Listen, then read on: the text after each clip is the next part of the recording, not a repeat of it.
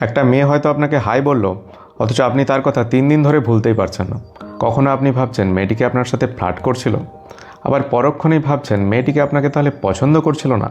এই ধরনের over thinking শুধুমাত্র আপনার লাভ লাইফেই হচ্ছে না, আপনার অফিসেও হচ্ছে।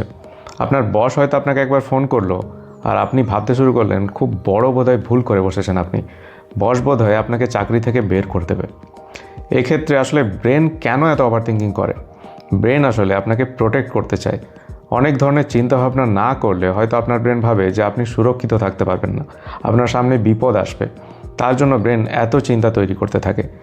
এই ধরনের ওভার থিঙ্কিংকে নিয়ন্ত্রণে রাখার জন্য আপনি যেটা করতে পারেন, সব থেকে ওর্স্ট কেস সিনারিও মানে সব থেকে খারাপ যা কিছু ঘটবে তার কথা আগে থেকে ভেবে রাখতে পারেন। যেমন আগে বলা উদাহরণের ক্ষেত্রে ধরুন মেয়েটি আপনাকে পছন্দ করে না, অথবা আপনার চাকরিটা চলে গেল। এই যে খারাপ পরিস্থিতি, সব থেকে খারাপ পরিস্থিতি যেটা হতে পারে সেটার কথায় আপনি ভেবে নিন যে হ্যাঁ, এটাই আমার সাথে হবে। তারপরে আপনি ভাবুন যদি এরকম হয়ে থাকে তাহলে আপনি কি করবেন। এক্ষেত্রে আপনি ভাবতে পারেন যে মেয়েটা যদি আপনাকে ছেড়ে চলেও যায় তাহলে আপনি হয়তো বেটার কাউকে খুঁজে নেবেন, অথবা চাকরি যদি চলেও যায় আপনি নিজেকে আরও আপস্কিল করে আরও ভালো কোম্পানিতে চাকরি পাবেন।